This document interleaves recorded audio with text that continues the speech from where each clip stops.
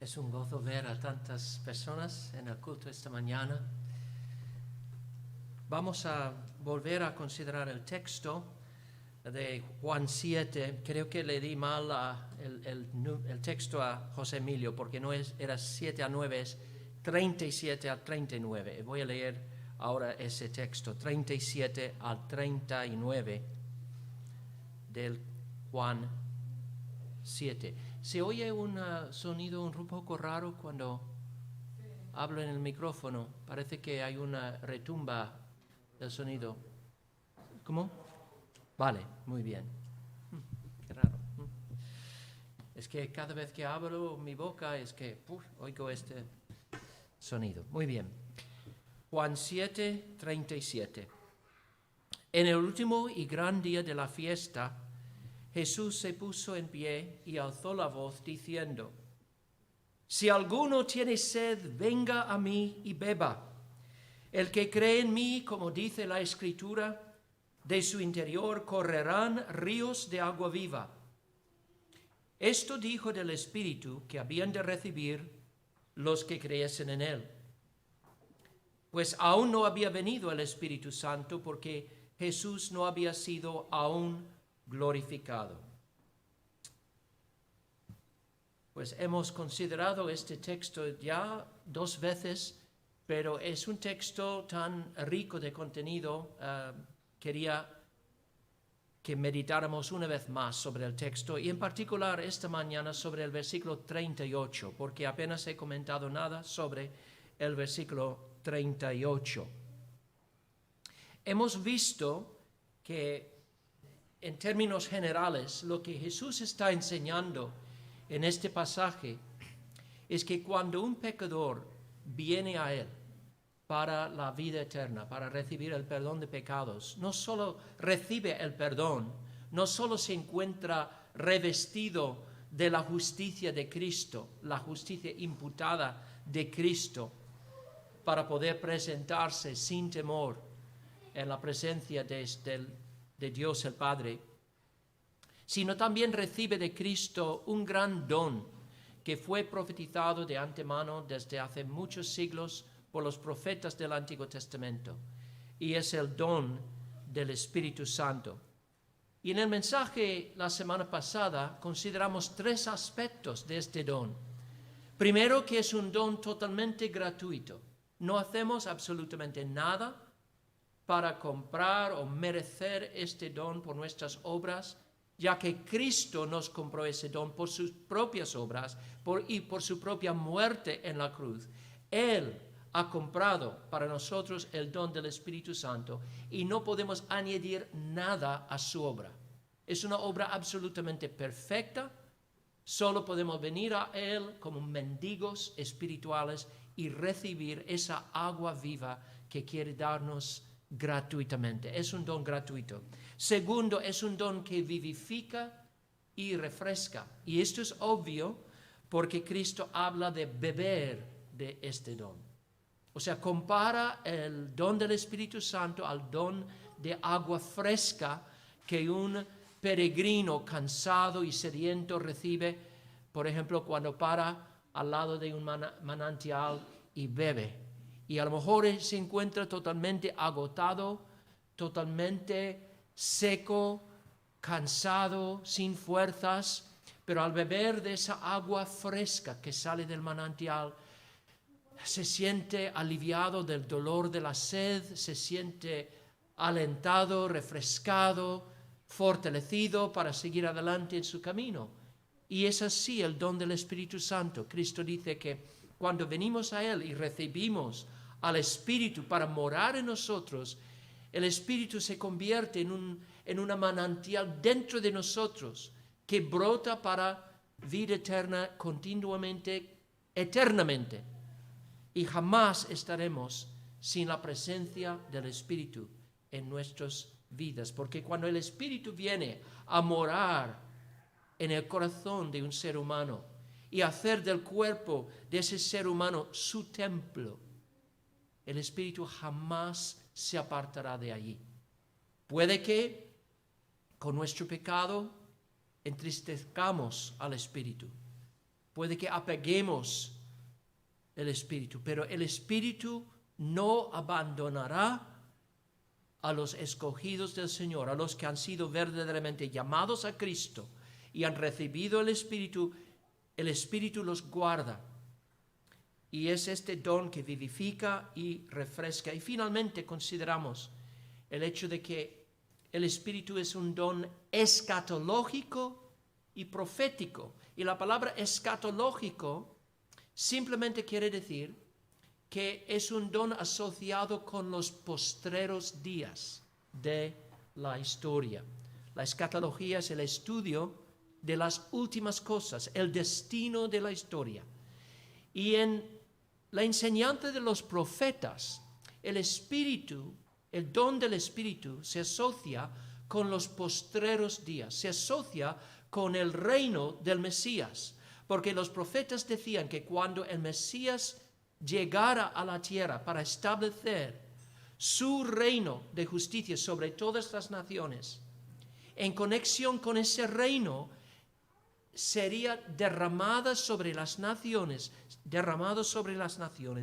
este gran don del Espíritu. Y en el día de Pentecostés, Pedro, lleno del Espíritu, se puso de pie y anunció a toda la multitud que ese gran día había llegado, que con la resurrección de Jesús y su ascensión a la gloria celestial y su entronización a la diestra del Padre, los días esperados del reino de Dios se han inaugurado, y la gran prueba de eso es que Jesús, habiendo recibido del Padre la promesa del Espíritu, ha derramado el Espíritu sobre su iglesia y está a punto de derramar ese Espíritu Santo sobre todas las naciones.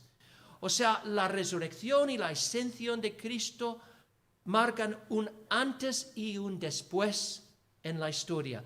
Representa la inauguración de una nueva época en la historia. De hecho, los últimos días de la historia. Y hermanos, tenemos el gran privilegio de vivir en estos últimos días.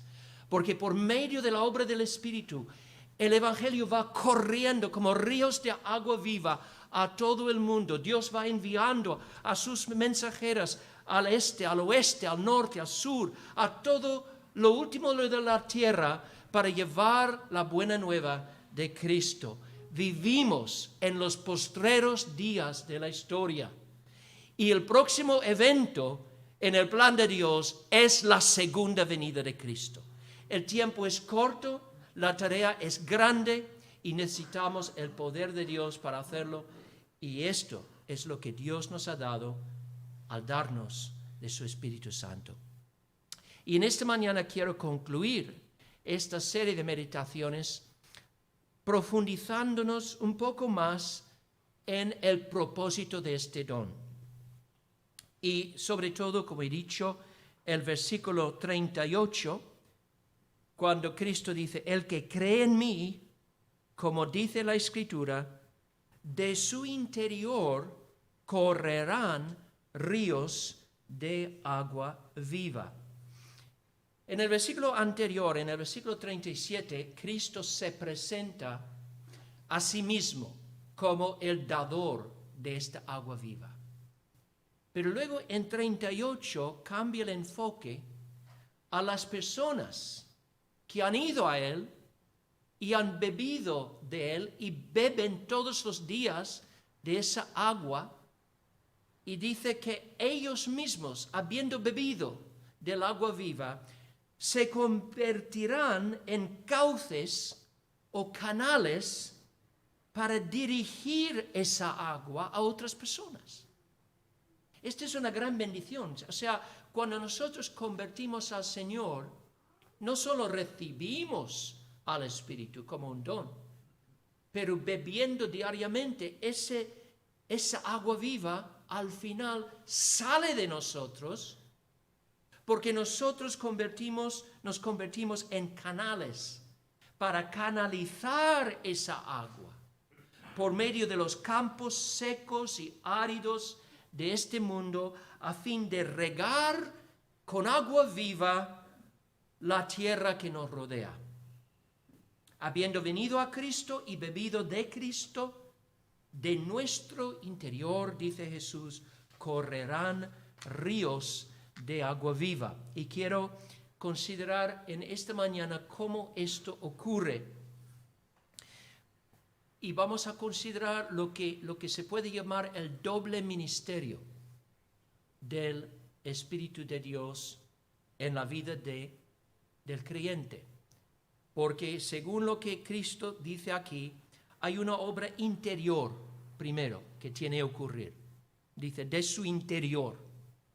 Primero el Espíritu Santo tiene que obrar en nosotros, en nuestro interior. Y esto es una obra de transformación. Y de esa obra de transformación nos convertimos en esos cauces o esos canales para enviar el agua fresca a los demás. Y esto es la obra de capacitación. Cristo nos transforma y Cristo nos capacita para testificar, para proclamar, para servir a los demás. Vamos a considerar entonces estas dos obras. Primero, la obra de transformación. Y cuando hablamos del Espíritu transformándonos, Cristo nos da el Espíritu para transformarnos. Estamos hablando de algo muy profundo. Algo que ocurre en lo más profundo de nuestro ser. Y es que cuando el Espíritu viene a nosotros, viene para transformar fundamentalmente nuestro carácter. Para hacernos más y más y más como Jesús mismo en nuestro carácter. Y obviamente esta obra del Espíritu comienza cuando el Espíritu nos da vida nueva, cuando nacemos de nuevo. Y eso realmente es una obra que ocurre a un nivel bajo nuestra conciencia. No somos conscientes. Al igual que un bebé no es consciente del momento cuando es concebido en el vientre de su madre. ¿Tú te puedes recordar el momento cuando fuiste concebido? Ninguno puede recordar eso. Pero ocurrió. Hubo ese primer momento cuando fuiste concebido en el vientre de tu madre. Y eso es lo primero que hace el Espíritu. Nos concibe, nos da vida nueva en nuestro interior. Y luego eso es lo que pasó con Lázaro, ¿no? En la tumba. Lázaro estaba ahí muerto, totalmente muerto, llevaba 4 días hediendo en el calor de Palestina. Cuando se quitó la piedra, todos tenían que echarse para atrás por el hedor que salía de esa tumba, porque estaba ya descomponiéndose. Pero Cristo dijo, Lázaro, ven fuera. Y de repente entra vida nueva en el cuerpo de Lázaro. Pero Lázaro no lo sabía. No, él no era consciente de esto.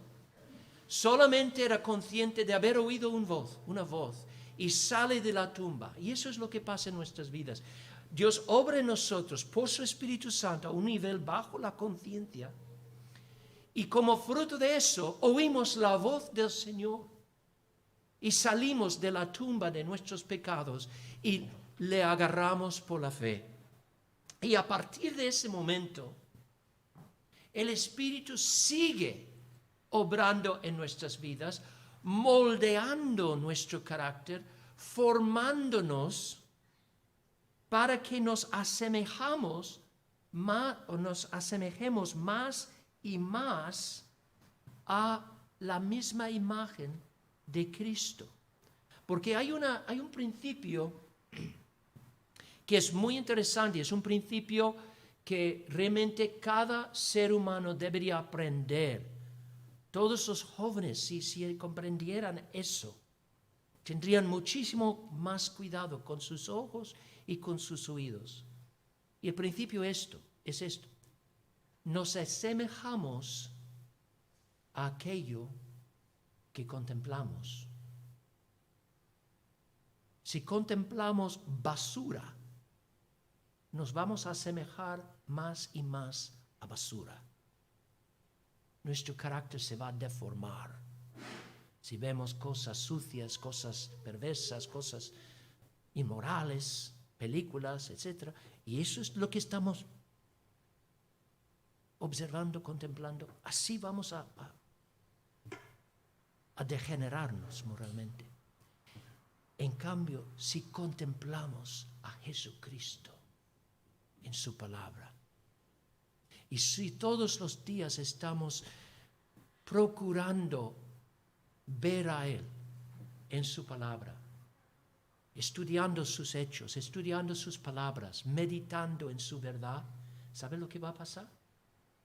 Por la obra del Espíritu nos vamos a ir asemejando más y más a Él.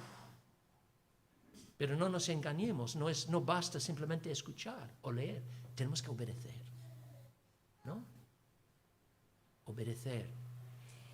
Y el Espíritu nos transforma más y más. Y esta es una obra universal, que Dios hace en todos los que vienen a Cristo, sin excepción. Y la gran prueba de eso es 2 de Corintios 3. Vamos a ir ahí. 2 de Corintios 3, Pablo está hablando de esta obra de transformación. Y dice, bueno, primero hace un contraste entre el antiguo pacto y el nuevo pacto. Y con la palabra antiguo pacto se refiere específicamente a la ley que fue dada en el monte Sinaí en tablas de piedra. Y dice que está realmente explicando por qué no se desanima como apóstol, como ministro del nuevo pacto. Pablo hubiera tenido mucha razón para desanimarse, porque era un hombre pues perseguido por sus propios compatriotas, los judíos, un hombre odiado por los gentiles, muchos le calumniaban, pero dice, a mí no me importa todo eso, no me desanimo porque Dios me ha hecho ministro del nuevo pacto, y el nuevo pacto es un pacto que no puede fallar de conseguir la bendición de una multitud, porque es un ministerio del Espíritu. Y hace este contraste entre el ministerio de la ley y el ministerio del Espíritu, porque la ley fue dada a Israel en tablas de piedra. ¿Y qué pasa con tablas de piedra? Una ley ministrada en tablas de piedra. Pues esa ley te puede informar muy bien de cómo deberías vivir. Puede mandar y exigir que haces esto y aquello, y todo lo que exige es bueno. Pero ¿sabe lo que no puede hacer una ley dada en tablas de piedra? No puede cambiar tu corazón. No puede darte poder para andar en comunión con Dios. Te puede dar conocimiento, pero no te puede dar liberación de tu propio pecado. Por eso hace falta un poder de lo alto, el poder del Espíritu Santo. Y el ministerio del nuevo pacto es eso, es el ministerio del Espíritu Santo, porque el Espíritu siempre es dado en conexión con la proclamación del Evangelio. Y el Evangelio no es un mensaje de tú tienes que vivir así, esto es como deberías vivir, etc. Esta es la ley, ¿vale? La ley nos exige, la ley nos presenta demandas. El Evangelio nos anuncia lo que Dios ha hecho para conseguir la salvación de pecadores. Y el gran don del nuevo pacto es el don del Espíritu Santo, que viene a través de la proclamación de Cristo. Proclamando a Cristo, donde quiera que Cristo sea proclamado, donde quiera que sea, Dios va a acompañar esa palabra predicada con el poder del Espíritu para atraer a pecadores a su Hijo, para que puedan hallar vida eterna en Él. Y esta gran obra del Espíritu fue profetizado de antemano. Hemos considerado la profecía de Joel, pero escuchad esta promesa de Ezequiel. Ezequiel profetizando a los judíos que vivían bajo el antiguo pacto. Pero ¿cómo vivían la gran mayoría de ellos bajo el antiguo pacto? En rebeldía contra Dios. Porque esa ley que tenían no cambiaba sus corazones. Pero Dios profetizó otro día y dijo a través de Ezequiel: os daré corazón nuevo y pondré espíritu nuevo dentro de vosotros y quitaré de vuestra carne el corazón de piedra y os daré un corazón de carne y pondré dentro de vosotros mi espíritu y haré que andéis en mis estatutos y guardéis mis preceptos y los pongáis por obra. Entonces, el Espíritu es dado para transformarnos. Y lo hace en la vida de cada persona que sinceramente, verdaderamente viene a Jesucristo en respuesta al Evangelio. Y por eso Pablo concluye este pasaje de la Biblia diciendo: por tanto, nosotros todos, mirando a cara descubierta como en un espejo la gloria del Señor, somos transformados de gloria en la misma imagen como por el Espíritu del Señor. Entonces, el creyente verdadero es alguien que mira a cara descubierta la gloria del Señor. ¿Dónde encuentra esa gloria? En el espejo. Este es el espejo. No podemos ver directamente ahora con nuestros ojos a Jesús. Él está en el cielo. Pero por medio de su palabra y leyendo acerca de sus hechos y sus palabras, vemos su gloria en este espejo. Y contemplando su gloria, somos transformados más y más y más a la misma imagen del Señor. Pero esto, y yo sé lo que podría estar pensando algunos, ¿quiere decir eso que los santos que vivían bajo el antiguo pacto carecían completamente de la obra del Espíritu? O sea, no obraba el Espíritu de Dios en el Antiguo Testamento. Bueno, como dije la semana pasada, sería un gran error negar la obra del Espíritu en la vida de los creyentes que vivían bajo la ley. Obviamente, el Espíritu obraba en ellos, pero tenemos que apreciar la diferencia entre la obra que Dios hizo por su Espíritu en aquel entonces y la obra que hace ahora después de la venida de Cristo al mundo. Hay contrastes muy notables que debemos notar para entender la diferencia entre la vida de los creyentes bajo la ley y la vida de los creyentes bajo el nuevo pacto.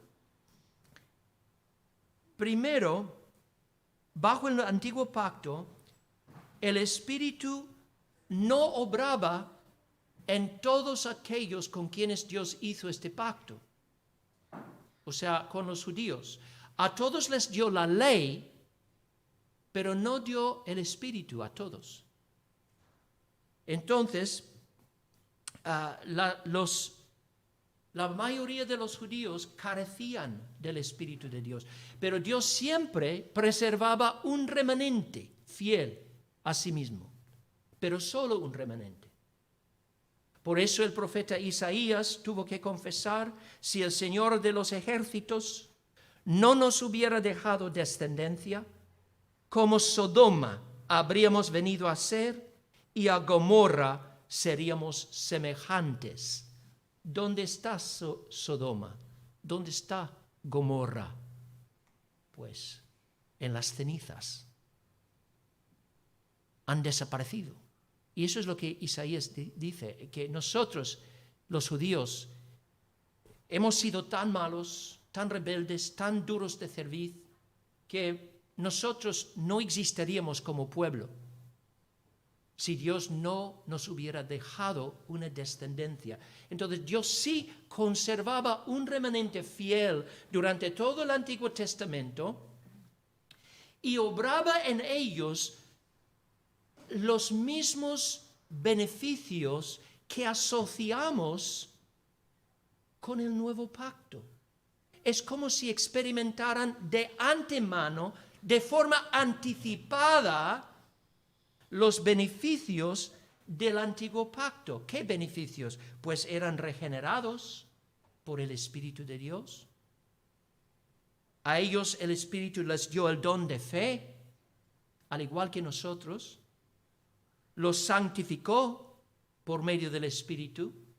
El Espíritu obraba claramente en ese remanente.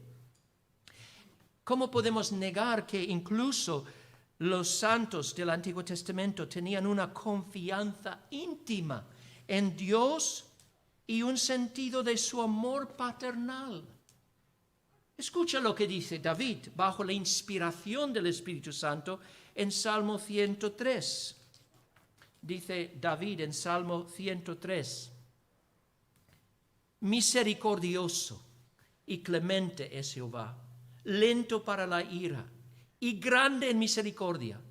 No contenderá para siempre, ni para siempre guardará el enojo. No ha hecho con nosotros conforme a nuestras iniquidades, ni nos ha pagado conforme a nuestros pecados. Porque, como la altura de los cielos sobre la tierra, engrandeció su misericordia sobre los que le temen. Cuanto está lejos el oriente del occidente, hizo alejar de nosotros nuestras rebeliones. Como el Padre se compadece de los hijos, se compadece Jehová de los que le temen, porque Él conoce nuestra condición, se acuerda de que somos polvo. David tenía una fe y confianza en Dios, en el amor paternal de Dios. Pero ¿de dónde venía esa confianza? No por escuchar los mandamientos de Dios. Los mandamientos solamente nos hacen conscientes de nuestro fracaso. Por escuchar las promesas de Dios. Las promesas de su gracia a los que se refugian en Él y confían en Él, en su misericordia. Promesas asociadas en el Antiguo Testamento con la promesa de un Redentor venidero. Y esa promesa de un Redentor se remonta al mismo huerto de Edén. Porque justo después de que el hombre cayera en el pecado, Dios vino y al mismo momento que pronunció un juicio sobre la serpiente y sobre la tierra, y al mismo momento que dijo a Adán que iba a sacar comida de la tierra con el sudor de su fuente y iba a aumentar los dolores de parto de la mujer, dijo que también pondría enemistad entre la simiente de la serpiente y la simiente de la mujer, y que la simiente de la mujer heriría la serpiente en la cabeza, y él sería herido en el calcañar. Y los antiguos, de un modo, pues por la iluminación del Espíritu, comprendían algo de esa promesa, de que si la simiente de la mujer iba a herir a la serpiente en la cabeza, y la serpiente realmente era Satanás, eso significaba que un descendiente de Eva, pues de algún modo daría un golpe mortal a la cabeza de Satanás. Destruiría a Satanás y desharía sus obras. Y esa promesa fue suficiente, aunque era ambigua, fue suficiente para despertar en los de la antigüedad la esperanza en Dios como su redentor, como aquel que iba a actuar a su favor para redimirlos a través de la obra de un redentor venidero. Y con el paso de los siglos se reveló más y más y más acerca de ese redentor venidero, que sería un hijo de Abraham, que saldría de la tribu de Judá, que sería un hijo de David e incluso se sentaría sobre el trono de David, tendría un reino, establecería un reino de justicia sobre todo el mundo y ese reino duraría para siempre. Y con cada paso en la historia de la revelación, el hambre y sed del pueblo de Dios para ver ese redentor crecía. Entonces hay estas dos realidades paralelas. Por un lado tiene el ministerio de la ley que condena y que no puede en absoluto dar vida a nadie. Solo puede informar, pero no puede salvar. Pero al mismo tiempo tiene la promesa del Redentor venidero y a través de esa promesa Dios regeneró a los escogidos, a sus escogidos, los llamó a Cristo y confiaban en el Redentor que vendría. Así que David y nosotros él fue salvo de la misma manera de nosotros. Él fue salvo por la gracia de Dios y por fe en el Hijo de Dios. ¿Cuál es la diferencia entonces entre David y nosotros? Pues la diferencia principal es la cantidad de revelación que él tenía en comparación con nosotros y la claridad de la revelación que tenía. Es cierto que David confiaba en el mismo Salvador, pero la cantidad de revelación que tenía era mucho más pequeña, ya que fue una revelación transmitida por medio de profecías misteriosas, algo ambiguas, sacrificios, rituales que señalaban al Salvador, pero no le revelaban con total claridad. Dice un teólogo, Ryan McCall, es un teólogo reformado, dice esto, y creo que es un buen resumen de lo que quiero decir. Bajo el antiguo pacto, Dios señalaba a Cristo por promesas, profecías, sacrificio, la circuncisión y la Pascua y otros tipos y ordenanzas que apuntaban a Cristo. Ninguna de estas cosas en sí mismas pudo salvar a los santos del Antiguo Testamento, pero todas ellas llevaron a los creyentes de una manera oscura a buscar la salvación en Cristo. La sangre de toros y machos cabríos no puede quitar los pecados, pero la sangre de toros y machos cabríos podría fortalecer la fe de los elegidos en el Mesías prometido.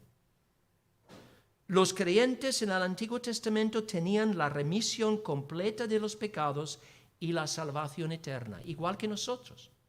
Gozaban de antemano de los beneficios del nuevo pacto.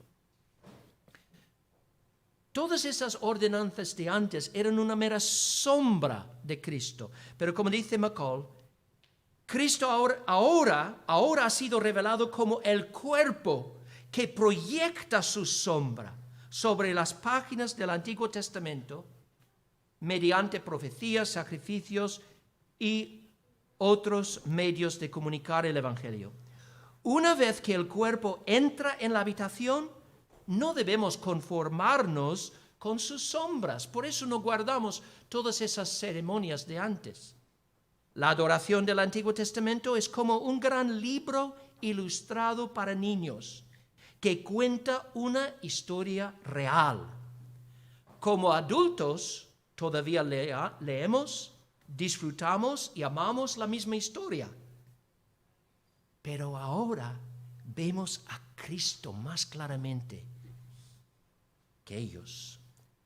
Y la consecuencia, y aquí llegamos a la diferencia en cuanto al ministerio del Espíritu. La consecuencia de la llegada de Cristo al mundo y el cumplimiento de la obra de redención nos deja con un concepto muchísimo más claro ahora del plan de Dios para la salvación de los hombres.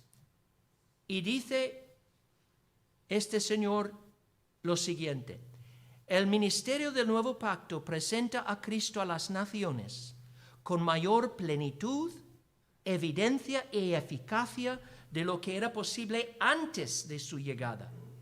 Tenemos una mayor revelación de Dios, del Cristo que ha venido, no solo del Cristo que vendría.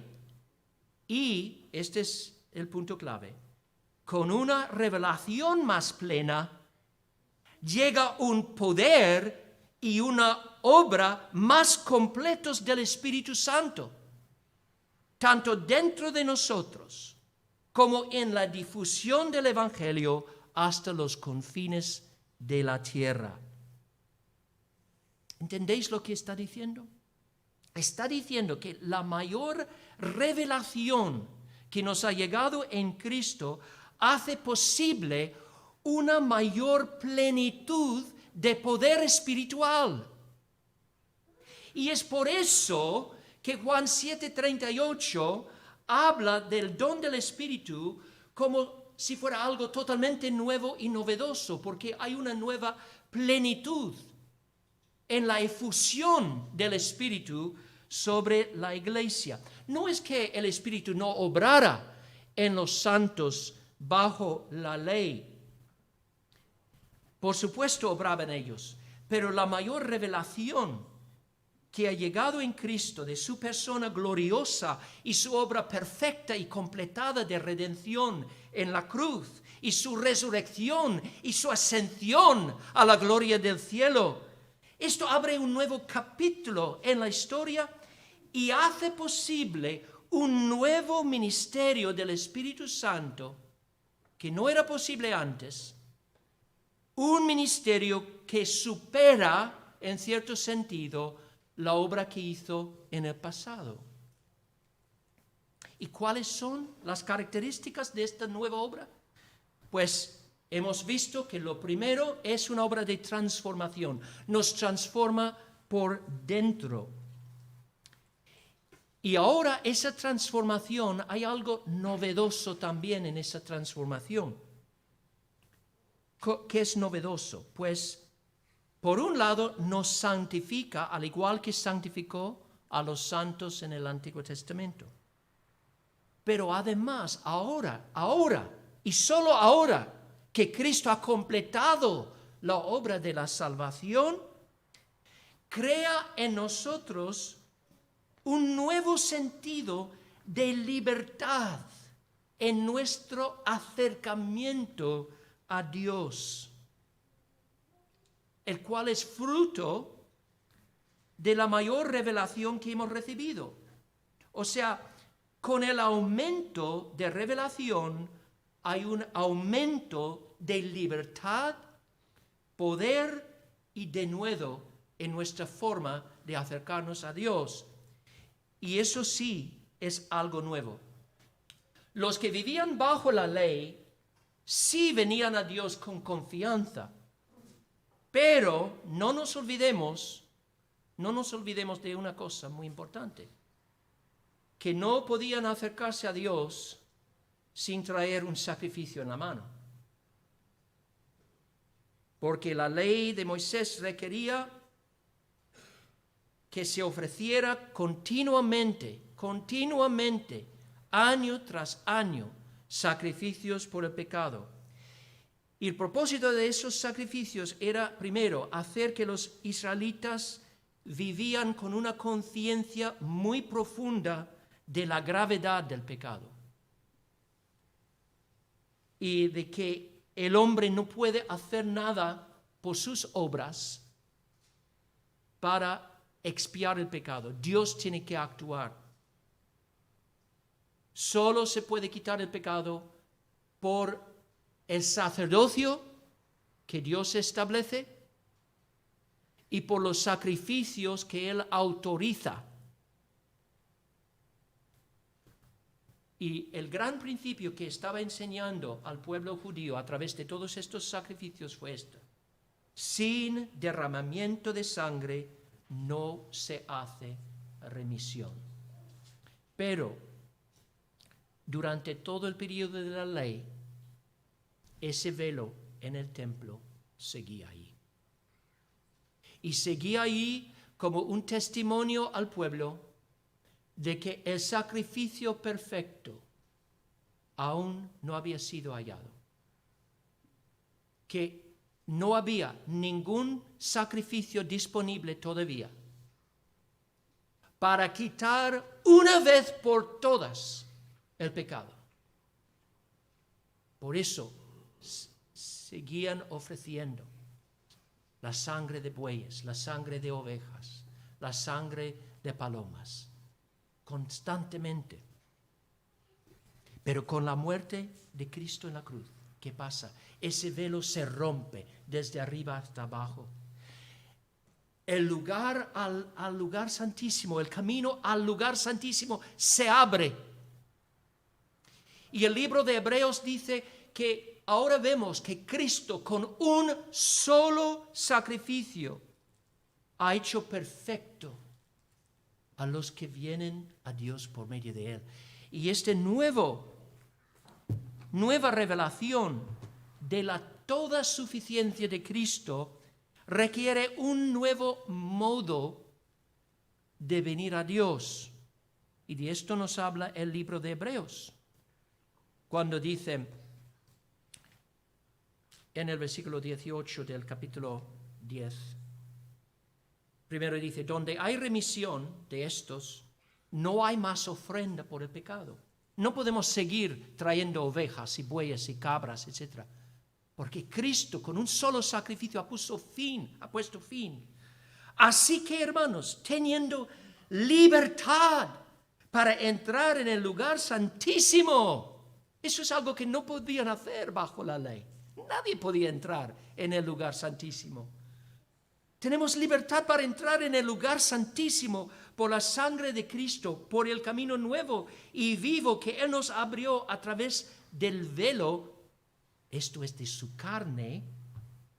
¿Entendéis lo que está diciendo? Ese velo era un símbolo de la carne de Cristo, de que su carne tenía que ser rasgado para abrir el camino al lugar santísimo. Y teniendo un gran sacerdote sobre la casa de Dios, solamente necesitamos uno. Ya no hace falta un ejército de sacerdotes.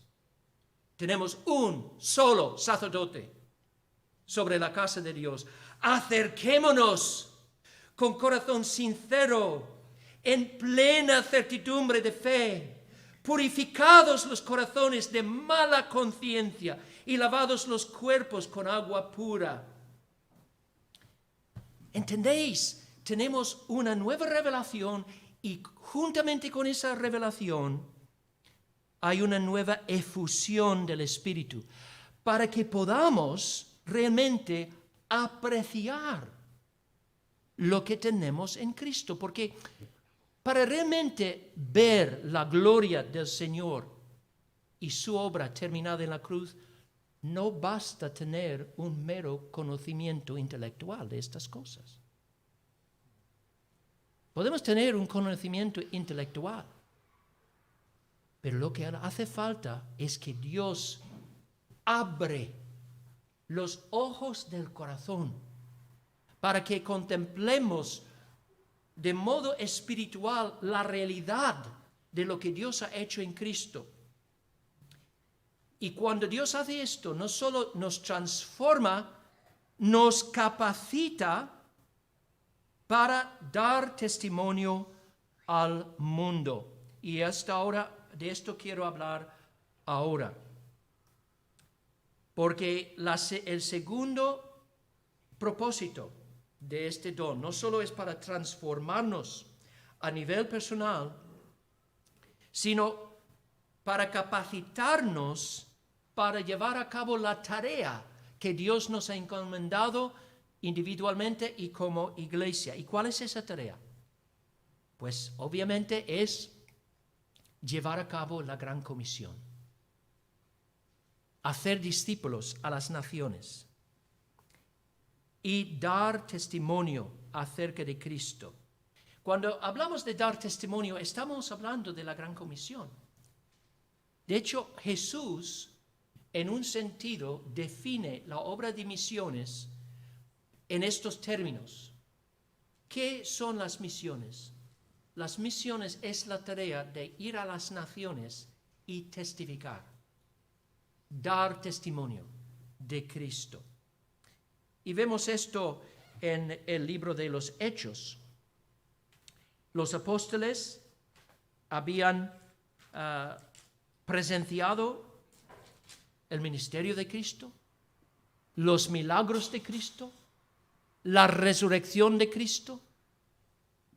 Habían sido partícipes en 3 años de su ministerio, habían vivido al lado de Él.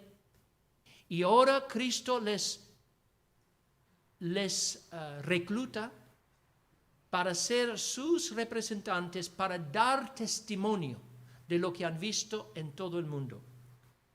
Pero fijaos, no podían dar ese testimonio, no podían llevar a cabo la obra a la que Cristo les estaba llamando en sus fuerzas. Y por eso Cristo les dijo que esperaran primero en Jerusalén. Dice que esperasen la promesa del Padre, la cual les dijo: oísteis de mí, porque Juan ciertamente bautizó con agua, mas vosotros seréis bautizados, sumergidos en el Espíritu Santo, la esfera del Espíritu, dentro de no muchos días. Y luego dice a ellos: recibiréis poder cuando haya venido sobre vosotros el Espíritu Santo, y me seréis testigos en Jerusalén, en toda Judea, en Samaria y hasta lo último de la tierra.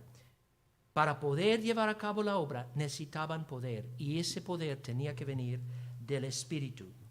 Y yo creo que la gran lección para nosotros en esto es muy claro, que nosotros, para llevar a cabo la obra de la gran comisión, también necesitamos el poder del Espíritu. Ahora bien, yo sé que el día de Pentecostés fue un día especial y único en la historia de la Iglesia, porque fue cuando Dios derramó sobre la Iglesia su Espíritu y inauguró esta época en la que vivimos. Pero no debemos pensar, y nosotros al convertirnos a Cristo ya tenemos al Espíritu de Dios morando en nosotros. Pero no debemos pensar, por lo tanto, que nuestra relación con el Espíritu Santo es algo que podamos dar por sentado. No. El Espíritu Santo es una persona. Y nuestra relación con Él es una relación dinámica. Y no debemos olvidar eso. Es como decir, ¿tú puedes dar por sentado la relación con tu esposa, si eres marido? ¿O la relación con tu marido, si eres esposa? ¿Puedes dar por sentado esa relación? Ya se estableció, ¿no?, en el matrimonio. Ya se estableció, pero ¿puedes dar por sentado esta relación? No. Porque hay una realidad dinámica en esa relación, ¿no? Y tenemos que cuidar esa relación. Pues lo mismo pasa en nuestra relación con el Espíritu Santo. El hecho de haber recibido el Espíritu no significa que no podamos experimentar un aumento en nuestra experiencia del poder del Espíritu. De hecho, debemos buscar esto. No una vez, continuamente, como vamos a ver. ¿Por qué necesitamos la ayuda del Espíritu? Porque sin el Espíritu vamos a faltar cosas esenciales que necesitamos si vamos a llevar a cabo la gran comisión. ¿Qué cosas? En primer lugar, la visión necesaria. Si vamos a llevar a cabo la gran comisión, tenemos que tener visión. los apóstoles eran testigos oculares de Cristo, de sus milagros, etc. Nosotros jamás en esta vida seremos testigos oculares de Cristo. No hemos visto a Cristo nunca con nuestros ojos, ni vamos a verle, porque está en el cielo. Pero en otro sentido, sí podemos decir que hemos visto a Cristo. Hemos visto, como dije antes, hemos visto su gloria en el espejo de la palabra. Dios ha abierto nuestros corazones para reconocer su gloria divina, leyendo acerca de sus palabras y sus hechos, su vida, su muerte, su resurrección. Ha infundido en nuestros corazones fe, y esa fe se compara a una mirada. Hemos mirado a Cristo, hemos visto con ojos de fe a Cristo, por lo cual nosotros también tenemos un testimonio. Nosotros también podemos testificar de lo que nosotros hemos visto de la gloria del Señor, revelada en su palabra. Y debemos hacerlo. Cuando vamos y damos testimonio y la gente dice, ¿por qué eres cristiano? Pues podemos decir, porque Dios ha abierto mi corazón para ver su gloria divina revelada en sus hechos, en sus palabras. Mira conmigo, te voy a mostrar lo que dijo el Señor Jesús. Lo voy a mostrar lo que hizo, para que tú también puedas llegar a creer en Él. El Espíritu tiene que darnos visión. El Espíritu también tiene que darnos sabiduría. Porque para llevar a cabo la obra de las misiones, la evangelización, requiere mucha sabiduría. ¿Qué es la sabiduría? Es la capacidad de aplicar lo que sabemos de modo práctico, acertado y útil en cada situación. Hay personas que tienen un montón de conocimiento en su vida, en su cabeza, pero les falta sabiduría. No tienen ni una pizca de sabiduría. Y siempre están metiendo la pata cada vez que abren la boca. Si vamos a ser testigos fieles y eficaces, tenemos que tener sabiduría. Y sabes, hay uno solo que puede darnos la sabiduría. Es el Espíritu obrando en nosotros. Yo me acuerdo cuando era un cristiano joven.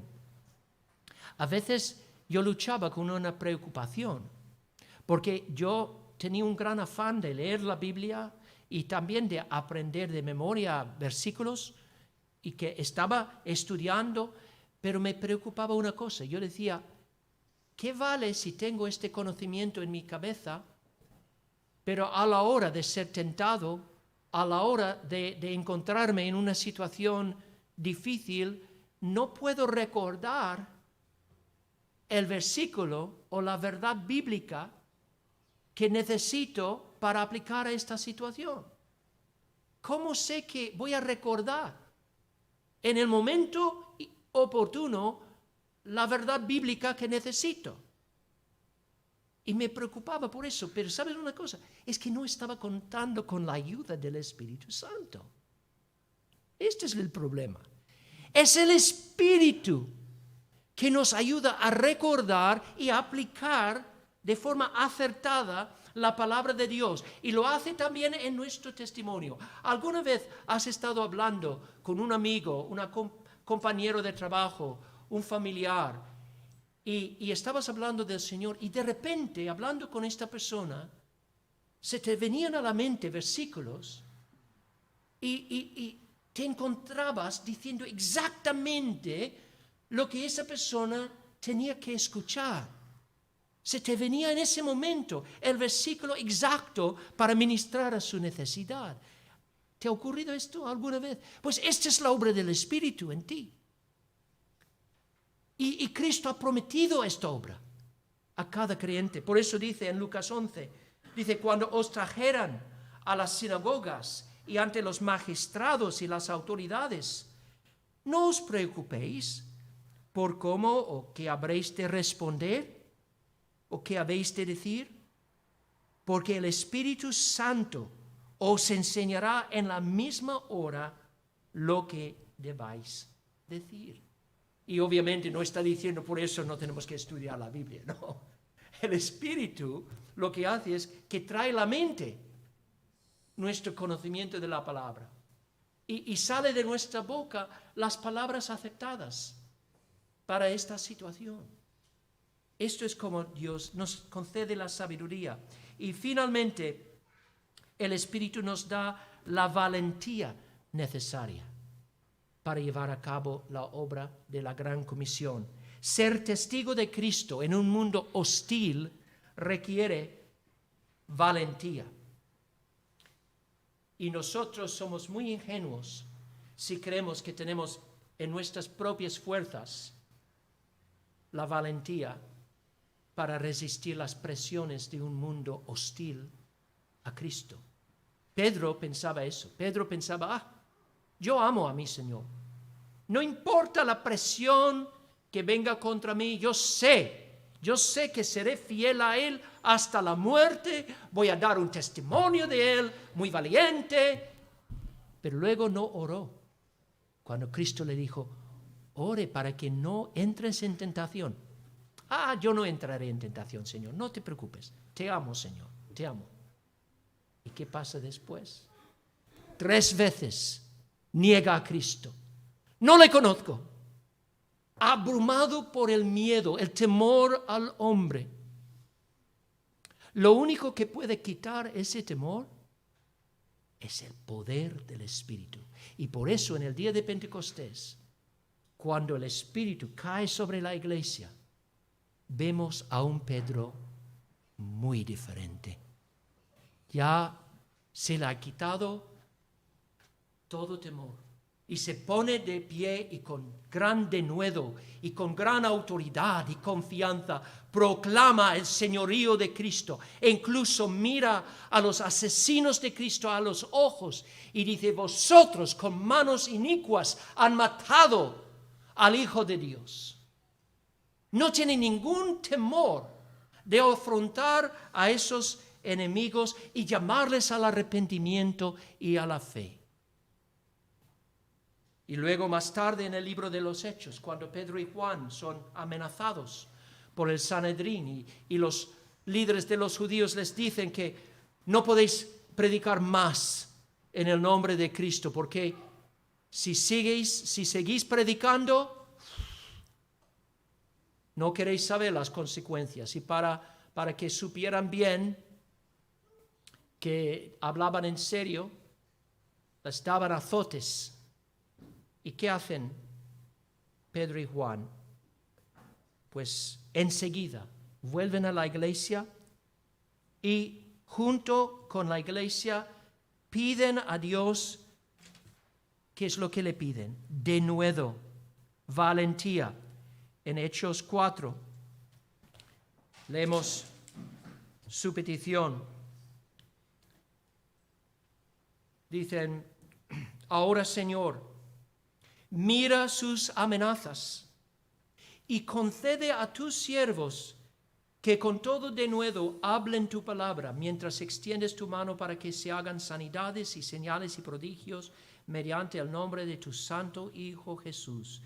Pidieron denuedo para seguir hablando la palabra, para no tener miedo al hombre. Y vemos la respuesta de Dios en el versículo 31, cuando hubieran orado, el lugar en que estaban congregados tembló, y todos fueron llenos del Espíritu Santo y hablaban con denuedo la palabra de Dios.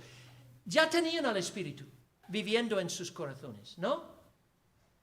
Pero cuando sentían su debilidad humana, respondieron a ese sentido de su debilidad y su vulnerabilidad, clamando al Señor y diciendo, Señor, llénanos de nuevo, sigue llenándonos de tu Espíritu Santo para que podamos seguir proclamando tu palabra.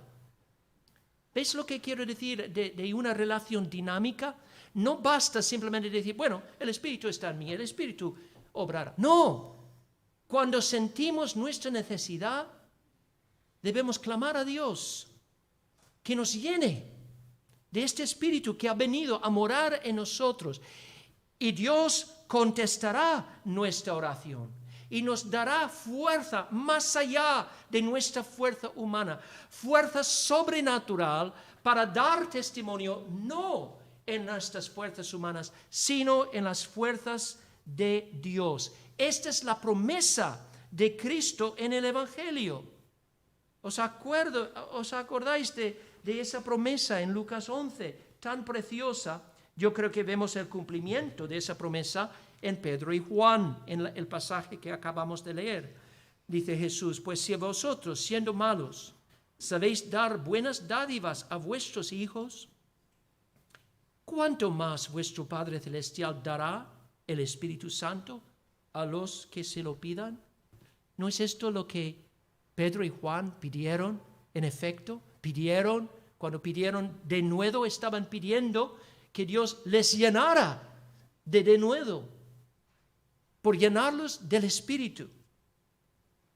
Pues el tiempo no me permite entrar más en detalle sobre este tema, pero solo quiero afirmar esta verdad, que el Espíritu no solo viene a nuestras vidas para transformarnos a nivel personal, sino para capacitarnos para ser buenos testigos de Cristo, a fin de que otros puedan beber del agua viva que nosotros hemos bebido. Nos ha designado sus testigos para poder dar testimonio acerca de Cristo, la roca de la que brota el agua viviente, el agua viva. Y Cristo quiere que cada creyente que ha bebido profundamente de esa fuente que es Jesús,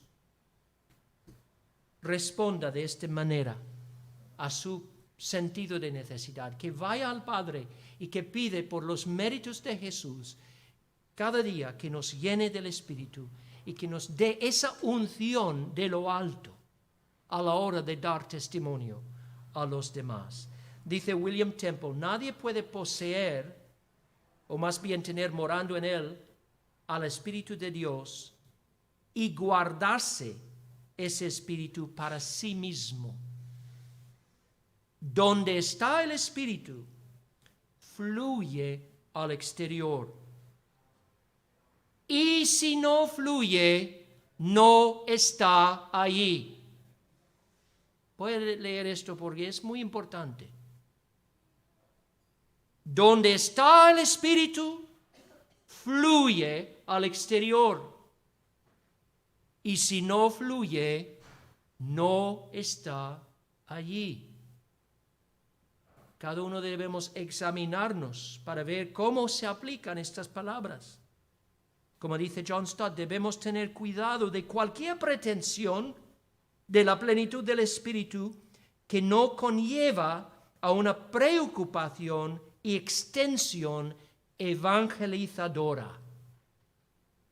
Dios ha dejado a su iglesia aquí en la tierra no simplemente para dar un paseo en el parque y pasarlo bien, aunque hay momentos cuando necesitamos un descanso, por supuesto. Pero la razón por la que Dios nos ha dejado aquí es para llevar a cabo una tarea que nos ha dado. Y esa tarea es la evangelización de las naciones, hacer discípulos a todas las naciones. Clamemos pues a Dios, contemos con la ayuda del Espíritu Santo, pidamos esa ayuda y demos gracias por la buena disposición de nuestro Padre Celestial de dar el Espíritu Santo a los que se lo pidan. Amén. Señor, te doy las gracias por tu promesa, Señor. Te doy las gracias que cuanto más bebamos del Espíritu, más veremos el Espíritu saliendo de nuestras vidas para regar la tierra a nuestro alrededor. Señor, ayúdanos, Señor, a tomar en serio esta responsabilidad de venir continuamente a ti, pero esta promesa tan misericordiosa de que al venir a ti y pedir a ti simplemente que nos llenes de tu Espíritu Santo, que respondas a nuestra necesidad, que tú nos darás libremente, abundantemente, lo que nos haga falta. Gracias, Señor, por tu generosidad y tu fidelidad. En el nombre de Jesús te lo pedimos. Amén.